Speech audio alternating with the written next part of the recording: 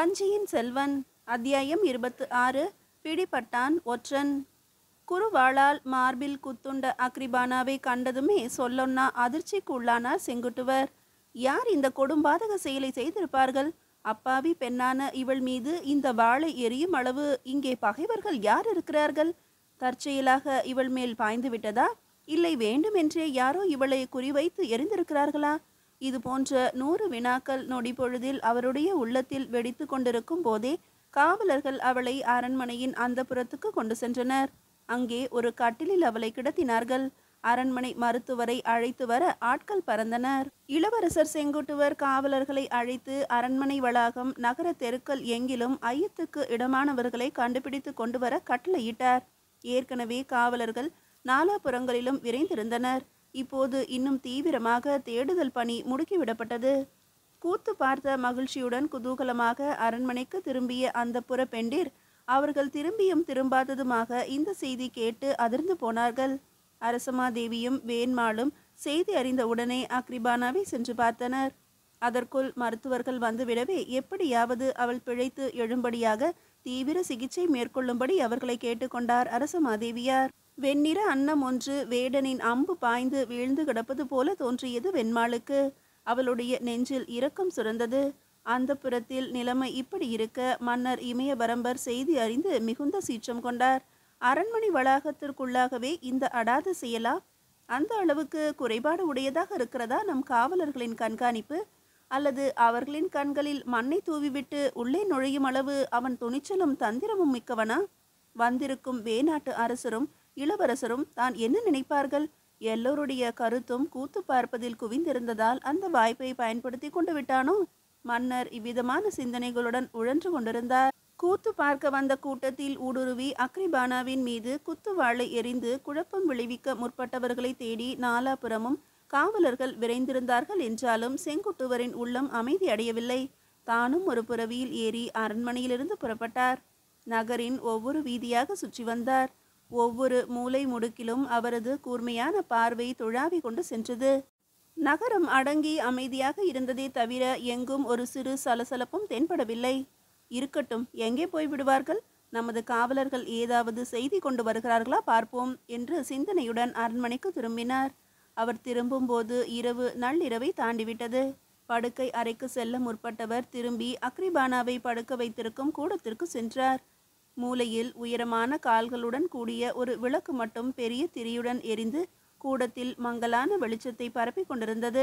அக்ரிபானா கண்களை மூடி நன்றாக உறங்கிக் கொண்டிருந்தாள். மூச்சு விடுவதால் அவளது மார்பு கூடு சீராக உயர்ந்து தாழ்வதை கவனித்து ஆறுதல் பெற்றார்.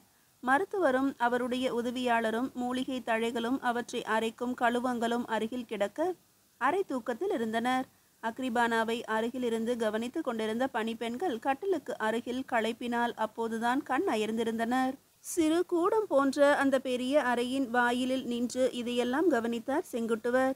பிறகு மெல்ல கட்டிலின் அருகில் சென்றார். அக்ரிபானாவின் பளிங்கு முகம் விளக்கொளியில் வாடிய வெண் தாமரை போல சோர்ந்து கிடந்தது.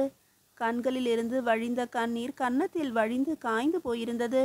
அப்பொழுதுதான் அழுது கொண்டிருப்பவளின் கண்ணீரை துடைப்பது போல தன் விரல்களின் நுனியால் அதை துடைத்தார்.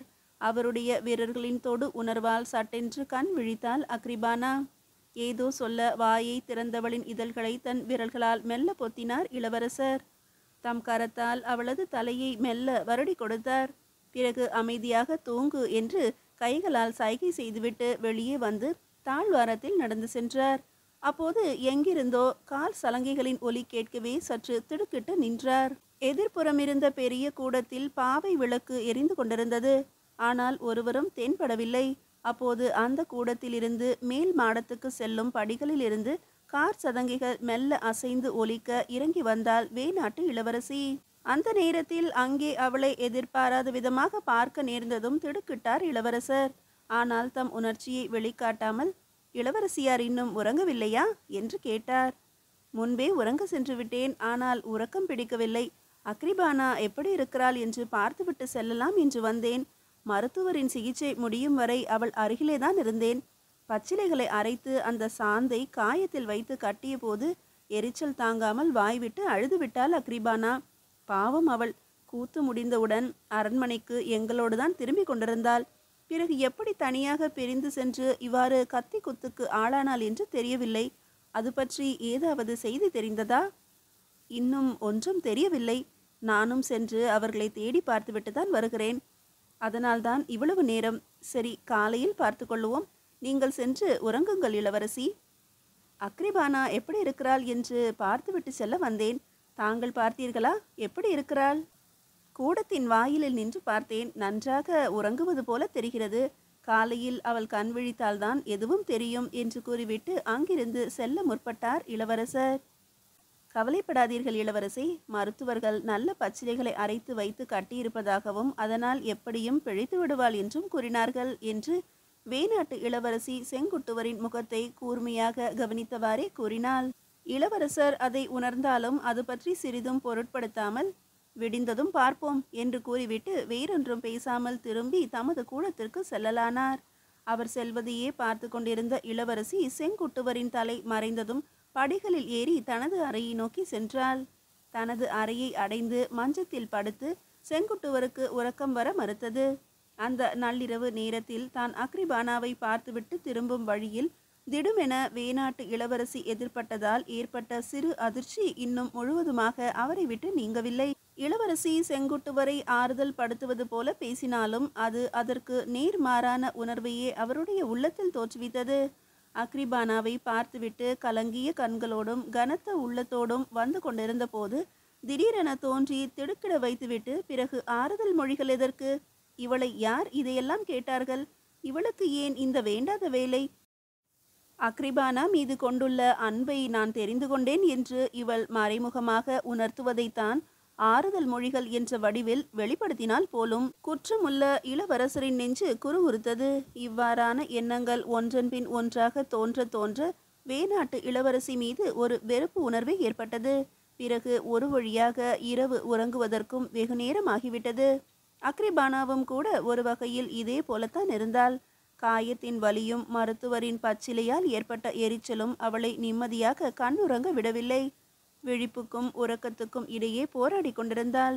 அவ்வாறு ஒரு முறை தற்செயலாக தலையை திருப்பி சாளரத்தை நோக்கி அவளுடைய பார்வை சென்றபோது வீல் என்று அலறிவிட்டாள்.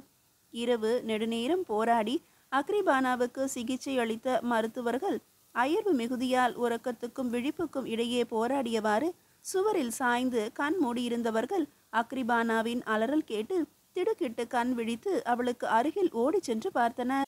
அச்சத்தால் நடுங்கியவாறு அக்ரிபானா சுவற்றின் மேல் பகுதியில் இருந்த சாளரத்தை நோக்கி கொண்டிருந்தாள். அவளுடைய விரல் சாளரத்தை சுட்டி காட்டி கொண்டிருந்தது. பணிப்பெண்கள் அவளுடைய கைகளை ஆறுதலாக பற்றிய வண்ணம் அங்கே என்ன என்று கேட்டார்கள். அந்த சாளரத்தின் வழியே முட்டை விழிகளும் மீசையும் கொண்ட ஒருவனை அங்கே தான் பார்த்ததாகவும் அவன் தான் தன்னை நோக்கி வாளை எறிந்ததாகவும் குளறும் குரலில் கூறினாள். உடனே அவர்கள் பரபரப்படைந்து காவலர்களை கூவி அழைத்தனர். அவர்களின் கூச்சலை கேட்டு காவலர்கள் கைகளில் வேல்களுடன் விரைந்தோடி வந்தனர். கையில் விளக்குடன் அரண்மனை பின்புற கதவை திறந்து கொண்டு சென்று பார்த்தால் ஒருத்தி. பக்கவாட்டில் மேல் மாடத்துக்கு செல்லும் படிகளில் இருந்து எவனோ ஒருவன் திடுதிடுவென ஓடி வந்து அவளுடைய கையில் இருந்த விளக்கை தட்டி விட்டுவிட்டு அவளையும் கீழே தள்ளிவிட்டு ஓடினான். அவனை தொடர்ந்து 2 பேர் சரசரவென்று ஓடி வந்தது சருகுகள் நொறுங்கும் ஓசையிலிருந்து தெரிந்தது. கையில் தீவர்த்தியுடன் அங்கு வந்த காவலர்கள் கீழே விழுந்து சமாளித்து கொண்டு எழுந்த பணிப்பெண் காட்டிய திக்கில் அவர்களை தொடர்ந்து ஓடினர். அரண்மனை நந்தவனத்தின் நெடுக இருந்த மதில் சுவரின் ஓரமாக 2-3 பேர் இருட்டில் தட்டு தடுமாறி ஓடிக்கொண்டிருந்தனர். காவலர்கள் அவர்களின் காலடி ஓசையை பின்தொடர்ந்து ஓடினர். ஒரு இடத்தில் முன்னால் ஓடிக்கொண்டிருந்த இருவர் அங்கே தாழ்வாக இருந்த மரத்தின் மீது ஏறி மதில் சுவருக்கு அப்பால் நீண்டிருந்த கிளைகளின் வழியாக சென்று அப்பால் குதித்து விட்டனர். அவர்களை தொடர்ந்து ஓடிக்கொண்டிருந்த ஒருவன் மட்டும் காவலர்களிடம் அகப்பட்டு கொண்டான். அதோ ஓடுகிறார்களே, அவர்களை பிடியுங்கள், தப்ப விடாதீர்கள், பிடியுங்கள் என்று கூச்சலிடவே காவலர்கள் மதில் சுவரை தாண்டி குதித்து முன்னால் குதித்து ஓடியவர்களை பின்தொடர்ந்தனர். அகப்பட்டவனை காவலர்கள் இருபுறமும் இறுக பற்றி இழுத்து கொண்டு வந்து அரண்மனை காவலர் தலைவனிடம் ஒப்படைத்தனர். அடே, நீ யார்? இந்த நள்ளிரவில் அரண்மனைக்குள் எதற்காக வந்தாய்? நேற்று இரவு கூத்து பார்க்க வந்த கூட்டத்திற்குள் ஊடுருவி ஒரு அப்பாவி பெண்ணின் மீது குருவாளை எரிந்துவிட்டு ஓடியவர்கள் நீங்கள்தானா? எந்த நாட்டு ஒற்றர்கள் நீங்கள்? இந்த நாட்டுக்குள் நுழைந்து வேவு பார்க்கும் ஒற்றர்களுக்கு என்ன தண்டனை தெரியுமா? மரண தண்டனைதான். அதை காலையில் மன்னர் விசாரித்துவிட்டு அவரே அதற்கு ஆணை வழங்குவார். இப்போது கடைசி யாமம் நடந்து கொண்டிருக்கிறது. அதுவரையில் சிறையில் அடைபட்டு கிட என்று சொல்லிவிட்டு அவனை இழுத்து கொண்டு வந்த காவலர்களிடம் பிடிப்பட்ட ஒற்றனை சிறையிலிட கட்டளையிட்டார் காவலர் தலைவன். அவன் ஏதேதோ சொல்ல முயன்றும் அவர்கள் கேட்க தயாராக இல்லை. அன்றைய பொழுது புலர்ந்ததும் புலராததுமாக அரண்மனைக்குள் பரவிய செய்தி அக்ரிபானா மீது குருவாளை எரிந்துவிட்டு ஓடியவன் பிடிபட்டான் என்பதுதான். காலையில் செய்தி அறிந்ததுமே நேராக அவன் அடைத்து வைக்கப்பட்டிருந்த சிறைக்கு வந்துவிட்டார் இளவரசர். இளவரசரை கண்டதும் வெளியே நின்றிருந்த காவலர்கள் சிறை கதவின் தாழ்பாலை நீக்கினர். வெளியே வந்த ஒற்றன் இளவரசரை கண்டதும் தலை தாழ்த்தி வணக்கம் செலுத்தினான்.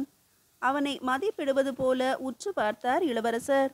அவனுடைய கம்பீரமான தோற்றமும் அறிவொளி வீசும் நேரான பார்வையும் களையான முகமும் இவனா அக்ரிபானாவை கொலை செய்ய முயற்சித்திருப்பான் என்ற வினாவை அவருடைய உள்ளத்தில் எழுப்பியது. பிடிப்பட்டதற்கான அச்சமோ குற்ற உணர்வோ அவன் விழிகளில் தெரியவில்லை. ஆனால் வேதனையும் பதற்றமும் தெரிந்தன. இளவரசரை கண்டதுமே மளமளவென்று ஏதோ சொல்ல முற்பட்டான். ஆனால் அவனை நோக்கி ஆத்திரத்துடன் தொடுக்கப்பட்ட கேள்வி கணைகளால் ஒன்றும் சொல்ல முடியாமல் முதலில் தடுமாறினான். பிறகு எல்லாவற்றுக்கும் தெளிவான விடைகளை கூறினான். அந்த விவரங்களை கேட்க கேட்க தவறு நடந்துவிட்டது என்றும் குற்றவாளிகள் தப்பிவிட்டனர் என்றும் இளவரசருக்கு புரிந்தது. கடைசியாக இடையில் சொருகி வைத்திருந்த குருவாளை எடுத்து அவன் முன்னால் நீட்டி, இதோ பார், அக்ரிபானாவின் நெஞ்சில் இந்த குருவாள் தான் பாய்ந்திருந்தது. இதன் கைப்பிடியில் ஏதோ பெயர் பெருக்கப்பட்டு எழுத்துக்கள் தேய்ந்துள்ளன. என்ன எழுதியிருக்கிறது என்று உனக்கு தெரிகிறதா பார் என்றார் இளவரசர். அதை வாங்கி மாக்கோதை என்று படித்தான் அவன். உன் பெயர் என்ன என்று இளவரசர் கேட்க மாக்கோதை என்றான் அவன். மீதியை அடுத்த அத்தியாயத்தில் காணலாம்.